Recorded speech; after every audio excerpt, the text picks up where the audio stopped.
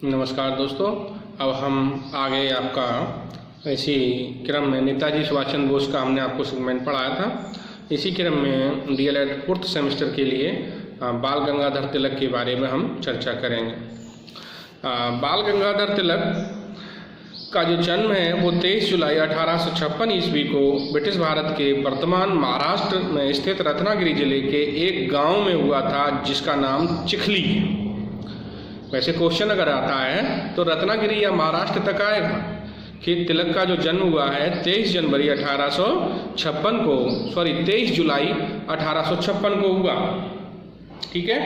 अरे मित्रों, एक बात और मैं बताना चाहूँगा आपको कि मैंने उस समय जब जवाहरलाल नेहरू को पढ़ाया था तो जवाहरलाल नेहरू को पढ़ाते समय मेरे मुंह से जवाहरलाल नेहरू की माँ का नाम कमला नेहरू निकल गया था, जबकि जवाहरलाल नेहरू की पत्नी का नाम कमला नेहरू है। ठीक है। तो जवाहरलाल नेहरू की जो माँ थी, जवाहरलाल नेहरू की माँ का नाम स्वरूप रानी थस्सू था, जो एक मूल रूप से लाहौर के रहने वाली थी और कश्मीरी ब्राह्मण के रूप में जानी जाती थी। स्वरूप रानी थस्सू मोतीलाल नेहरू की पत्नी का नाम था। इस प्रकार से जवाहरलाल नेहरू की जो माँ हुई वो स्वरूप रानी थस्सू हुई और जवाहरलाल नेहरू की जो पत्नी है वो कमला नेहरू थी। ठीक है। ये आप इसको कह सकते हैं, सही कर लेना, इसको देख लेना आप। मेरा उस समय दिमाग कहीं और था, मैंने उस समय पढ़ा दिया। तो हम लोग चर्चा कर रहे थे बाल गंगाधर तिलक। तिलक का जन्म 23 जुलाई 1856 को ब्रिटिश भारत में वर्तमान महाराष्ट्र में स्थित रत्नागिरी जिले के गांव चिखली में हुआ था। आधुनिक कॉलेज में शिक्षा प्राप्त करने वाले ये पहली भारतीय पीढ़ी में से एक थे। इन्होंने कुछ समय तक स्कूल और कॉलेज में गणित पढ़ाया। अंग्रेजी शिक्षा के ये घोर आलोचक थे और मानते थे कि यह भारतीय सभ्यता के प्रति अनादर सिखाती है। इन्होंने दक्कन शिक्षा सोसाइटी की स्थापना की ताकि भारत में शिक्षा का स्तर सुधारा जा सके। क्योंकि तिलक का जन्म 23 जुलाई 1856 को महाराष्ट्र के रत्नागिरी के चिखली गांव में हुआ था। ये प्रारंभ में स्कूली शिक्षा और कॉलेज शिक्षा प्राप्त करने के पश्चात तो यहीं रत्नागिरी में पढ़ाने लगे और ये अंग्रेजी शिक्षा के घोर आलोचक थे। इनका मानना ये था कि अंग्रेजी शिक्षा केवल इंडियन को या भारतीयों को अनादर सिखाती है। इन्होंने भारत में दक्षिण कह सकते हो दक्कन सोसाइटी एसोसिएशन की स्थापना की। बाल गंगाधर तिलक कह सकते हो जन्म से ही या शुरू से ही भारतीय राष्ट्रवादी, शिक्षक, समाज सुधारक, वकील और एक स्वतंत्रता सेनानी नेता के रूप में जाने जाते थे। ये भारतीय स्वतंत्रता संग्राम के पहले लोकप्रिय नेता हुए। ब्रिटिश औपनिवेशिक प्राधिकारी या कह सकते हो ब्रिटिश औपनिवेश के जो अधिकारी थे उन्हें किसको, बाल गंगाधर तिलक को भारतीय अशांति के पिता कहते थे या भारतीय अशांति का पिता कहा करते थे। मुख्य रूप से लोकमान्य तिलक को सबसे पहले भारतीय अशांति का पिता किसने कहा है? वैलेंटाइन चिरोल ने। किसने कहा है? वैलेंटाइन चिरोल एक अंग्रेज अधिकारी था जिसने बाल गंगाधर तिलक को भारतीय अशांति का दूत या भारतीय अशांति का पिता कहा है। इन्हें लोकमान्य का आदरणीय शीर्षक भी प्राप्त हुआ, जिसका अर्थ होता है लोगों द्वारा स्वीकृत उनके नायक के रूप में। इन्हें हिंदू राष्ट्रवाद का पिता भी कहा जाता है। लोकमान्य बाल गंगाधर तिलक 23 जुलाई 1856 महाराष्ट्र रत्नागिरी चिखली गांव में पैदा हुए। प्रारंभ से योग्य प्रवृत्ति के नेता थे, राष्ट्रवादी थे, समाज सुधारक थे, शिक्षाविद थे। अंग्रेजी शिक्षा के घोर विरोधी थे। उनका मानना था ये भारतीयों को असभ्य बनाती है और इन्हें लोकमान्य भारतीय का शीर्षक प्राप्त था। सबसे पहले भारत का अशांति का दूत किसने कहा? वैलेंटाइन चिरोल ने कहा। इन्हें हिंदू राष्ट्रवाद का पिता भी कहा जाता है। तिलक ब्रिटिश राज के दौरान स्वराज के सबसे पहले और मजबूत अधिवक्ताओं में से एक थे तथा भारतीय अंतःकरण में एक प्रबल आमूल परिवर्तनकारी नेता थे। उनका मराठी भाषा में दिया गया नारा, तिलक ने मराठी भाषा में एक नारा दिया था कि स्वराज्य यह मेरा जन्मसिद्ध अधिकार है और मैं इसे लेकर रहूंगा। कितने प्रबल नेता थे। उस दौरान उन्होंने ब्रिटिश भारत के सामने कह दिया था कि ये स्वराज्य अर्थात स्वयं का शासन मेरा अधिकार है और इसे मैं लेकर रहूंगा। ये स्वराज्य का नारा उनका बहुत प्रसिद्ध हुआ। उन्होंने भारतीय राष्ट्रीय कांग्रेस के कई नेताओं से एक करीबी संधि बनाई, मेलजोल बढ़ाया, जिनमें बिपिन चंद्र पॉल क्रांतिकारी नेता, लाला लाजपत राय क्रांतिकारी नेता, अरविंदो घोष क्रांतिकारी नेता, B.O. चिदम्बरम पिल्लई और मोहम्मद अली जिन्ना जैसे लोगों के साथ इन्होंने काफ़ी साठगांठ की या संधि की या सहयोग के साथ कार्य किया। राजनीतिक जीवन की अगर हम बात करें तो बाल गंगाधर तिलक ने मराठी भाषा में केसरी और अंग्रेजी भाषा में मराठी नामक 2 दैनिक समाचार पत्रों की शुरुआत की। तिलक ने ही 1893 में गणपति महोत्सव बम्बई में मनाए जाना शुरू करवाया। सन 1884 में इन्होंने भारत में एजुकेशन सोसाइटी की स्थापना की। शिक्षा समाज की या एजुकेशन सोसाइटी की स्थापना 1884 में एजुकेशन सोसाइटी की स्थापना किसने की? बाल गंगाधर तिलक ने। और बताऊं मित्रों कि बाल गंगाधर तिलक एक ऐसे व्यक्ति थे कि भारतीय राष्ट्रीय कांग्रेस के सबसे प्रबल नेता होने के बावजूद भी कभी भी भारतीय राष्ट्रीय कांग्रेस के अध्यक्ष पद के लिए नहीं चुने गए, अर्थात अध्यक्ष नहीं बन सके। 1884 में इन्होंने भारत में एजुकेशन सोसाइटी की स्थापना की और तिलक ने अंग्रेजी शासन की क्रूरता और भारतीय संस्कृति के प्रति हीन भावना की बहुत ही आलोचना की। इन्होंने मांग की कि ब्रिटिश सरकार तुरंत भारतीयों को पूर्ण स्वराज्य दे। केसरी में छपने वाले उनके लेखों की वजह से उन्हें कई बार जेल भी जाना पड़ा। ये कट्टर विचारधारा हिंदू प्रवृत्ति के व्यक्ति थे। चित्पावन ब्राह्मण कह सकते, ब्राह्मण परिवार से थे। तिलक भारतीय राष्ट्रीय कांग्रेस में शामिल हुए, लेकिन जल्द ही वे कांग्रेस के नरमपंथी नेताओं के रवैये के विरुद्ध बोलने लगे। अब चूंकि कांग्रेस में शामिल तो हो गए, लेकिन कांग्रेस में नरमपंथी नेताओं खासतौर से गांधी जी, दादा भाई नौरोजी, गोपाल कृष्ण गोखले, ये सब नरमपंथी नेता थे और इन्हीं नेताओं का उस समय बोलबाला था। अब चूंकि बाल गंगाधर तिलक ठहरे उग्रवादी नेता, क्रांतिकारी विचारधारा वाले नेता, तो उनका इन नेताओं के साथ तमेल जोल नहीं हो पाया और इनके विरुद्ध बोलने लगे। 1907 में कांग्रेस गरम दल और नरम दल में विभाजन हो गया।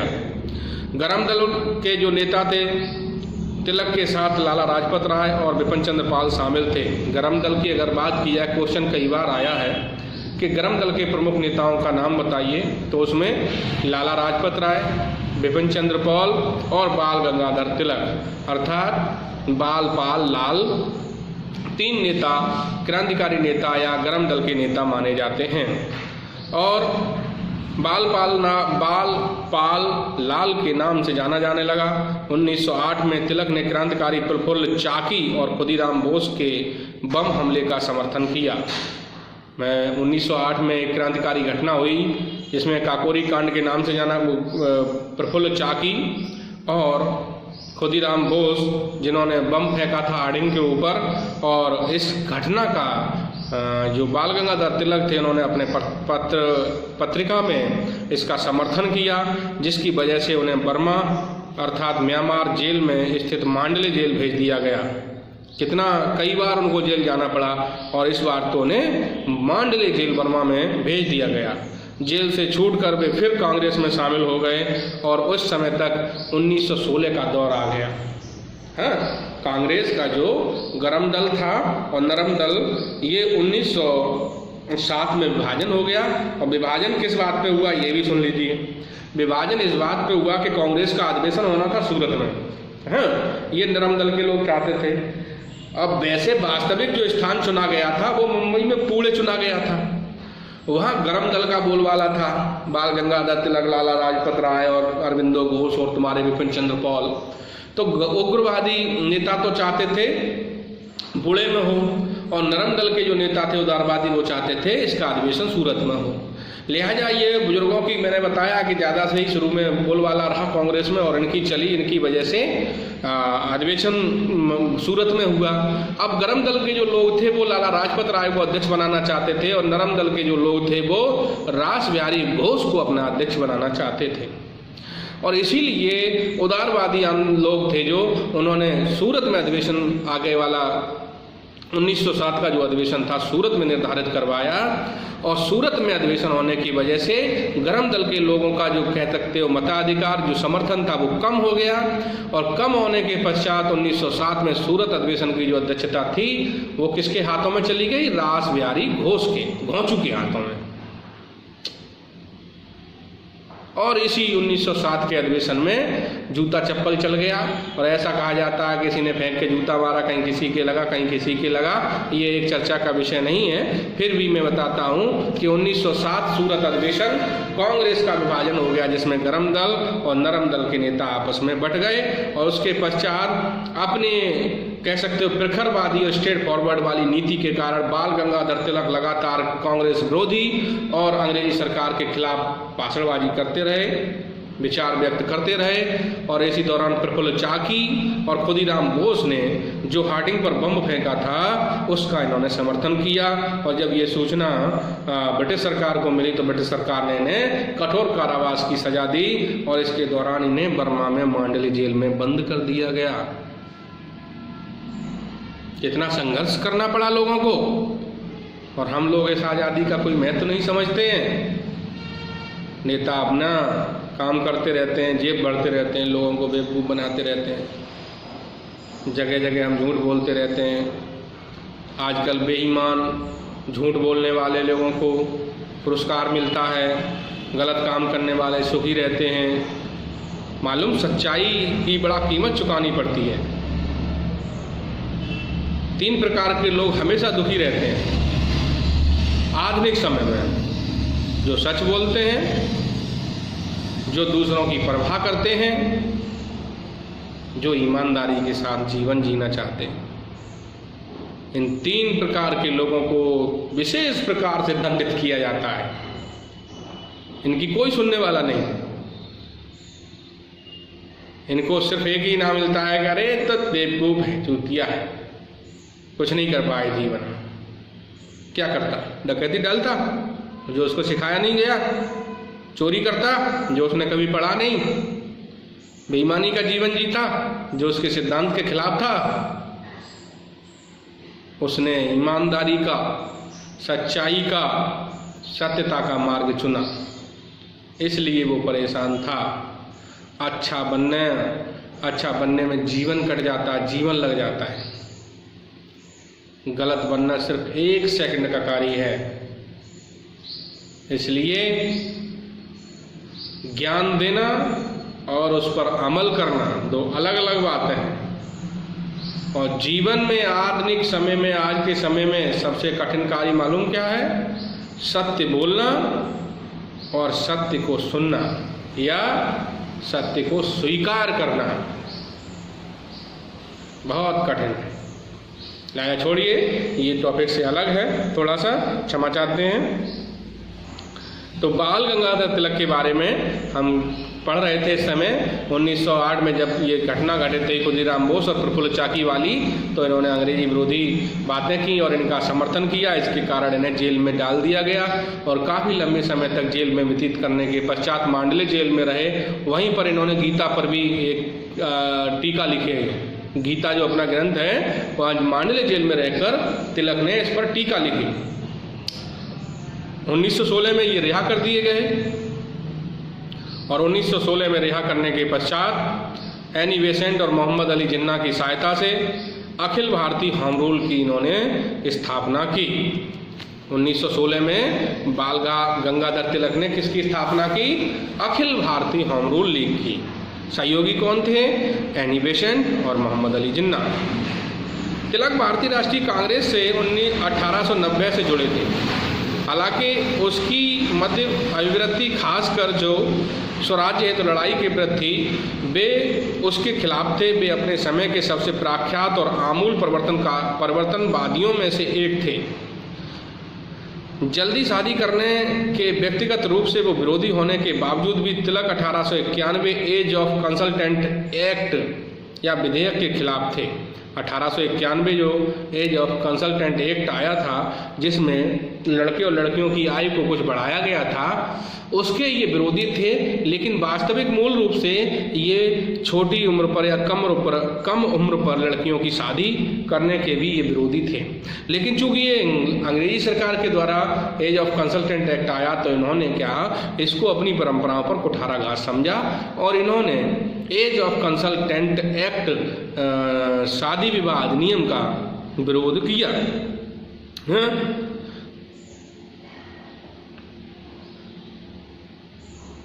एज ऑफ कंसल्टेंट एक्ट के खिलाफ थे क्योंकि वे उसे हिंदू धर्म के हस्तक्षेप और एक खतरनाक नज़ीर के रूप में देख रहे थे। इसलिए अधिनियम ने इस अधिनियम में लड़की के विवाह करने की न्यूनतम आयु को 10 वर्ष से बढ़ाकर 12 वर्ष कर दिया था। अब तक जो विवाह की आयु थी लड़की की वो 10 वर्ष थी, लेकिन एज ऑफ कंसल्टेंट एक्ट आने के पश्चात ये जो आयु 12 वर्ष कर दी गई, 10 वर्ष से 12 वर्ष अर्थात 2 वर्ष बढ़ा दी गई। ठीक है, इसके इन्होंने विरोध किया। बहरहाल होम रूल लीग की अगर बात करें तो बाल गंगाधर तिलक ने एनी बेसेंट की मदद से होम रूल लीग की स्थापना की। यह कोई सत्याग्रह आंदोलन जैसा नहीं था, इसमें 4-5 लोगों की टुकड़ियां बनाई जाती थीं जो पूरे भारत में बड़े बड़े राजनेताओं और वकीलों से मिलकर होम रूल लीग का मतलब समझाया जाता था। एनी बेसेंट जो कि एक आयरलैंड से संबंधित थीं, उन्होंने वहाँ पर होम रूल लीग का प्रयोग किया, होम रूल लीग जैसा प्रयोग देखा और उसी तरह का प्रयोग उन्होंने भारत में करने का सोचा। सन 1919 में कांग्रेस की अमृतसर बैठक में हिस्सा लेने के लिए स्वदेश लौटने के समय तक तिलक इतने नरम हो गए थे 1919 तक कि उन्होंने मॉन्टेग्यू चेम्सफोर्ड सुधारों के जरिए स्थापित लेजिस्लेटिव काउंसिल के चुनाव के बहिष्कार की गांधी की नीति का ही विरोध नहीं किया, गांधी की नीति का विरोध ही नहीं किया।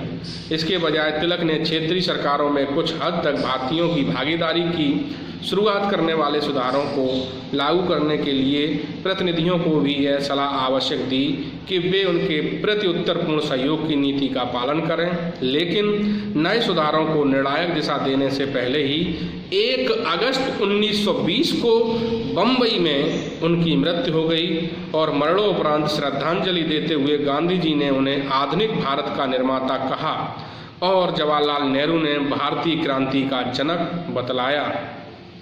ये प्रमुख बात है कि होम रूल लीग के संपर्क में आए, सरोजनी कह सकते हैं एनी बेसेंट और मोहम्मद अली जिन्ना के संपर्क में आए और उस समय तक कई वर्षों की जेल काटने के पश्चात उम्र भी हो चली थी और अब थोड़ा सा तिलक के जीवन में परिवर्तन आया।